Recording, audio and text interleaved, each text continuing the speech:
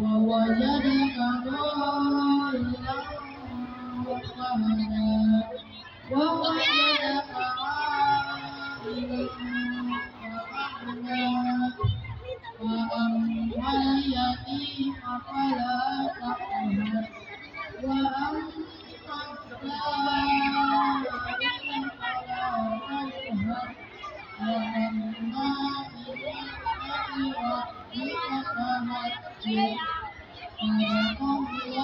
فحدث صدق الله العظيم. السلام عليكم ورحمة الله وبركاته.